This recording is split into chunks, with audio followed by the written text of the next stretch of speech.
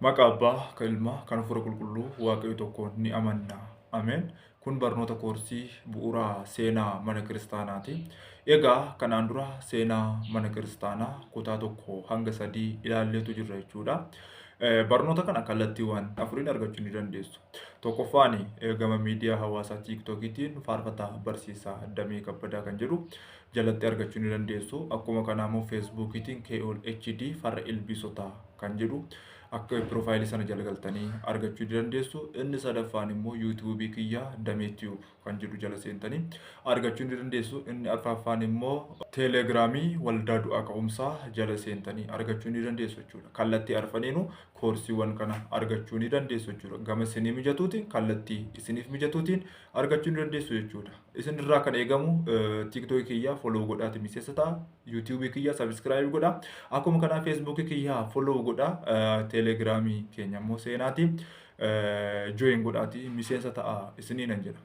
Egaa seenaa mana kiristaanaa kutaa tokko hanga sadiitti kan nuti ilaallee dabarre seensaa seenaa mana kiristaanaa hundeeffama seenaa mana kiristaanaa fi akkuma kanaallee immoo moggaasa seenaa mana kiristaanaa tokko hanga sadiitti yookaan kutaa tokko hanga sadiitti qoonnee ilaalleerra. Har'a garuu kan nuti ilaallu maalidha? Waldaa kiristaanaa jalqabaa ilaalla. Seenaa mana kiristaanaa kutaa arfaffaa isaa keessatti jechuudha. Egaa manni kiristaanaa isheen jalqabaa kan hundoofte qulqulluun Phexros lallaba guyyaa tokkootiin namoota 3,000 kan inni amansiisee ture. Akkuma kana immoo guyyaa biraa immoo egaa namootni 5,000 Kiristoositti amananii cuuphamanii walumatti egaa namoota 8,000 biyya Yerusaalem keessatti manni kiristaanaa hundoofte jechuudha. Namoota 8,000 yoo ta'an kiristaanota 8,000 biyya Yerusaalem keessatti kan isheen hundoofte jechuudha. Egaa baay'insa isaanii yoo walitti qabnee lakkoofne 3,000 warreen gaafa guyyaa jalqabaa lallaba qulqulluu Phexrosiin gara maalitti dhufanda? Kiristoosiin fudhatanii warreen cuuphamanidha. 5,000 immoo guyyaa lammaffaa irratti yookaan immoo guyyaa biraa lallabuma qulqulluu Phexrosiin Kiristoositti amananii warri cuuphaman 8,000dha. Walumaa galatti meeqa ta'u garuu kiristaanonni yeroo sanaa jechuudha 8,120 ta'u. Kana jechuun duukaa bu'oonni 12 jiru. Akkuma kanaa qulqulloonni dubartoota 36 jiru. Itti dabaluun immoo maaltu jiru? Qulqulloonni yookaan barsiisonni 72 ni jiru. Walitti meeqa ta'u? 120 ta'u jechuudha. Waldaan kiristaanaa isheen jalqabaa egaa kiristaanota 8,120 waldaan kiristaanaa isheen jalqabaa kan isheen hundoofte jechuudha. Waldaan kiristaanaa kunis maal jedhama? Waldaa Isxifaanos jedhameetu kan inni moggaafame jechuudha. Waldaa Isxifaanos kan inni jedhame sababa maalidha? Isxifaanos waldaa sana gaggeessaa waanta tureef dursaa waanta tureef waldaa Isxifaanos jedhameetu waamamaa ture jechuudha. Egaa kiristaanonni yeroo sana turanii waldaa kanatti maalidha? Yeroo isaan murteessanii yeroo itti wal argan jechuudha. Murteessanii jaalala qabanii maaddii tokko irraallee maalirra soorachaa fi warreen hin amaniin immoo ofitti harkisaa turaniiru jechuudha. Maaliin? Jaalalaan tokkummaa waanta qabaniif jaalala waanta qabaniif jaalala qabaniin yookaan immoo jaalala gidduu isaanii jiru namni gaafa argu isaaniin booji'ama amantaa isaan amanan yookaan immoo amantaa isaan qabatanii jiran Kiristoositti amanuu fi lapheen isaanii ni cabaa jechuudha.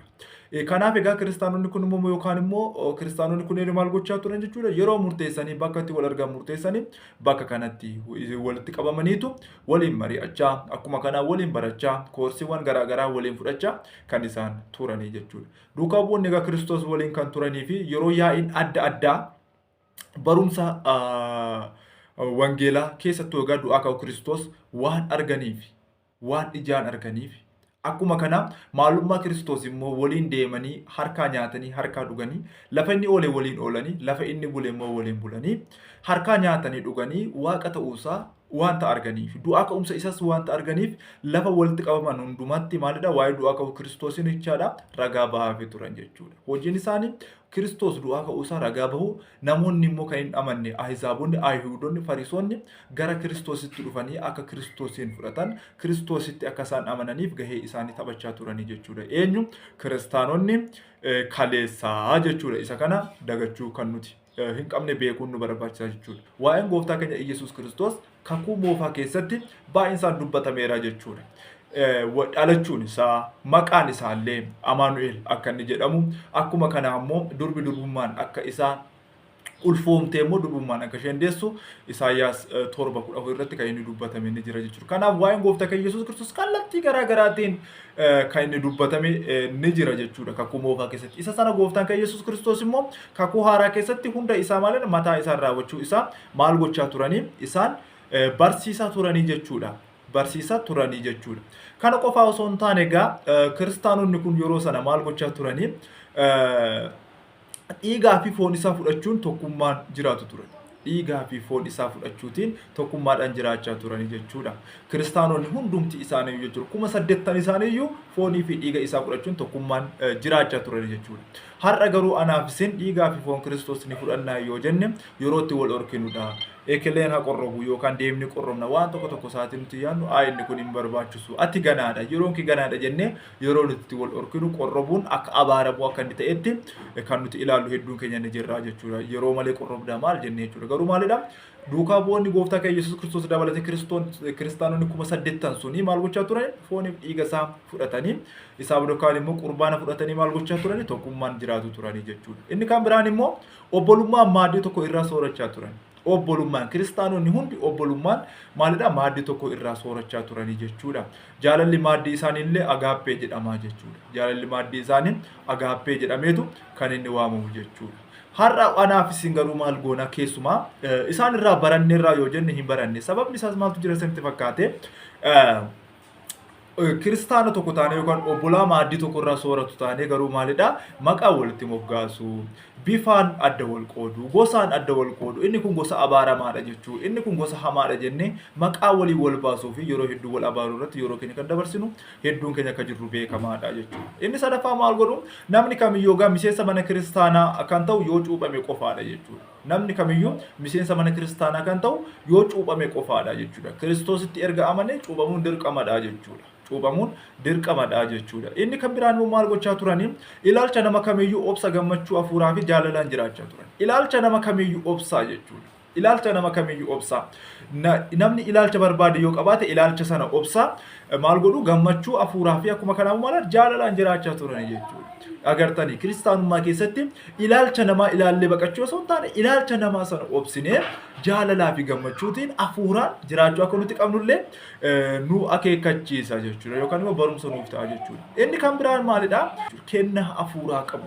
Ilaalaa hafuurri isaaniin guutee jira jechuudha. Nama waaqayyo ta'uusaa hafuurri inni dhugaan hafuurri qulqulluun isaan keessa jira waanta ta'eef kennaan hafuuraa isaaniin booji'ee waanta jiruu fi kennaan hafuuraa isaanirraa jiraachuun isaallee irraa mul'ata ture jechuudha. Inni kan biraan raajii dubbachuu fi raawwachuun kan isaan dandeessisu humni kennameefira jechuudha. Hojii duukaa bu'oota boqonnaa 11 lakkoofsa 28 dubbisa.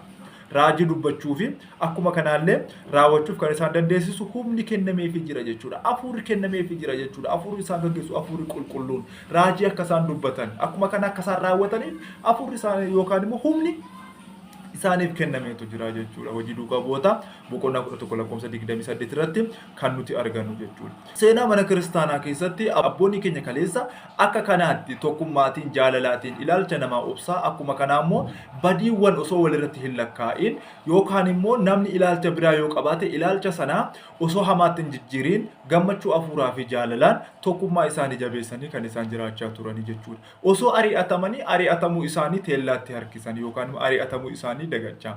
Akkuma kana dhiibbaa isaanirra gahu akka kennaatti akka eebbaatti fudhatanii kiristaanummaa isaanii jabeessanii dhufanii as ga'anii eenyu duukaa bu'oonni gooftaa keenya Yesuus Kiristoos jechuudha.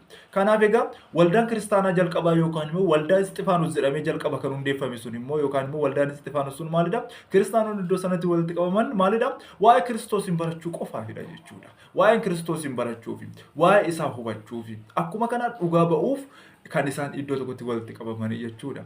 Kanaaf egaa anaaf isin garuu har'a bakka tokkotti walitti qabamne kiristaanummaa fakkeessine siyaasa keessa facaasaa, kiristaanummaa fakkeessine jibba keessa facaasaa kan nuti har'a imalaa jirru ni jirra jechuudha baay'een keenya. Kanaaf abboota keenya kaleessaarraa wanta tokko haa baru. Isaanirraa wanta barre immoo hojiitti haa jijjiiru. Rakkisaa wanta ta'eef jechuudha. Maaliif yeroon gaheera. Barichi bara xumuraadha. Mallattoowwan bara xumuraa wangeela Maatiyuus boqonnaa 24tti kan barreeffame argaa jirra.